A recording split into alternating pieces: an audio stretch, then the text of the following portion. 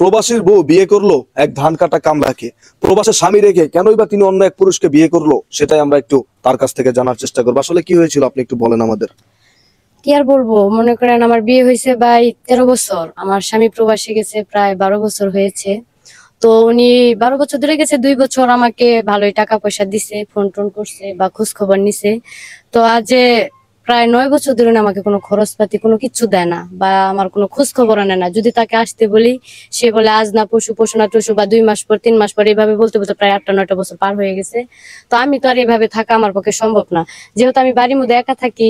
এত বড় একটা বাড়ি, বাহিরেও কাজ কাম আছে, তো আমার একটা বাচ্চারও তো দরকার আছে। তো বাচ্চা কাচ্চা কোনো কিছু নাই, এইভাবে আর কতদিন আমি কাজ কাম করব। তার জন্য আমি চিন্তা ভাবনা করলাম, পরে আমার এক খালাতো ভাই ওর পাশে বাহিরে ওর আশেপাশেই থাকে, পরে খোঁজ খবর নিয়ে দেখি যে ওই ওই দেশের এক মেয়েকে বিয়ে করেছে। তো ও যদি ওই দেশের মেয়ে নিয়ে বিয়ে করে থাকে, তাহলে আমি কেন এইভাবে আমার জীবনটাকে নষ্ট করবো? আমার তো ভবিষ্যৎ আছে। তাই আমি সবকিছু মিলে চিন্তা ভাবনা করে দেখলাম যে ও আমার বাড়িতে কাজ করতেছে অনেক বছর হয়েছে। তো ও বিয়ে শাদী করে নাই, গরিব হলে কি হবে, কিন্তু ওর মধ্যে কিছু আছে যে একটা ছেলে স্বামী হয়ে একটা বউকে ভালোভাবে রাখতে পারবে। তাই চিন্তা ভাবনা করে আমি ওকে বিয়ে করেছি। আচ্ছা, আমরা একটু ভাই আপনার কাছ থেকে জানতে চাই, এই যে ওনার স্বামী প্রবাসে থাকাকালীন সময়েও উনি আপনাকে বিয়ে করেছে বা আপনারা দুজন দুজনকে বিয়ে করে ফেলেছেন, আসলে এটা কিভাবে কি করলেন বা কেন করলেন? ভাই, আপনারা তো দেখতেছেন আমি হলাম কামলা মানুষ। এই মানুষের জমি জমায় ধান মান কাটি, যখন যে সিজন হয় সেই সিজনে আমি কাজ কাম করি। তো এখন বিষয় হলো, এখন তো বউ হয়েছে, আগে তো ভাবি ছিল। তে তার বাড়িতেও আমি ধান কাটতে আইছি, অনেক দুঃখে সুখের পেছাল পাইলো। যাই 10-11 বছর গেছে, তোর ভাই বিদেশে, কোনো খোঁজ খবর নেয় না। আবার শুনতেছি যে বিয়েও করিছে। তো তুই তো বিয়ে শাদী করিস না, গরিব মানুষ দিয়ে কোনো মেয়ে টিয়ে দিবে চায় না। তে তোর যদি কোনো আপত্তি না থাকে, তা আমার তুই বিয়ে করে পারিস। তা আমি প্রথমে রহস্য মনে করছি, তারপরে 2-1 দিন কতি কতি না আমারও মন চলে গেছে তার মধ্যে।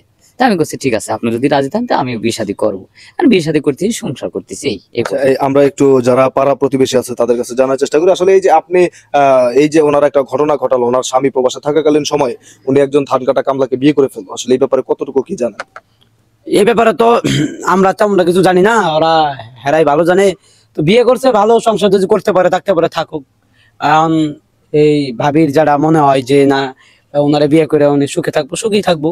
আর ওনার যদি মনে হয় যে না প্রবাসী বউ বিয়ে করে আমি টাকা পয়সা লোভে বিয়ে করছি, তাহলে ওটা ওনার ভুল ধারণা। আচ্ছা, এখন এই যে ভাবি আপনি যে আপনার স্বামী রেখে বিয়ে করেছেন আরেকজন স্বামীকে নিয়ে, কতদিন যাবত করেছেন এবং কি পরিমাণ সুখে আছেন বা একটু বলেন। বিয়ে করেছি বেশি দিন হয় না, প্রায় 3-4 মাস হয়েছে। তো আল্লাহর রহমতে আমরা এখন অনেক সুখে আছি। আর যে আমাকে বিয়ে করে প্রবাসী গেছে, সে যদি আমাকে নিয়ে ভাই সংসারই না করবে, সে যদি ওখানে যে বিয়ে করে থাকে, তাহলে আমাকে কেন মিথ্যা আশ্বাস দিছে, কেন আমার জীবনটাকে এভাবে কি নষ্ট করার জন্য সে এইগুলা করছে? তো সব মিলাই এখন মনে করেন আগের থেকে অনেক ভালো আছি। আচ্ছা, এই যে আপনি একজন প্রবাসীর বউকে বিয়ে করে ফেলেছেন এবং সেই প্রবাসীর বাড়িতেই আপনারা থাকছেন বর্তমানে, তাদের অর্থ সম্পদকে বা ভোগ করে আপনারা কেন্দ্র করে আপনারা চলছেন, তো এই ব্যাপারটা নিয়ে আসলে আপনার কি মনে হচ্ছে? আমার কিছু মনে হচ্ছে না, কারণ আমি তারা জিগাইছি, বলে যে হে আর আইবো না দেশে। এ বাড়ি আগে আমার নামে লিখে দিছিল, এখন যা কিছু আছে সবই আমার। যেহেতু সে আইবো না, তে এখন আমরা দুজন সুখে সংসার করি। গ্রামে সবাই জানাজানি হয়ে গেছে, এখন আর ভয় নেই। প্রথমে একটু ভয় ভয় করতে গরিব মানুষ, এখন আর আমার ভয় ডয় কর না, আমি অনেক সুখে আছি আর কি, হ্যাপি। তো দর্শক, আপনারা দেখতেই পেলেন যে একজন প্রবাসী প্রবাস গিয়ে বিগত 10 বছর যাবত 9-10 বছর যাবত বাড়ি না ফেরার কারণে কিন্তু এই ভদ্র মহিলা এই সেই প্রবাসীর বাড়িতে থেকেই একজন আরেকজন ধান কাটা কামলাকে, তার নিজের বাসার কামলাকে কিন্তু বিয়ে করে তারা সুখে শান্তিতে সংসার করছে।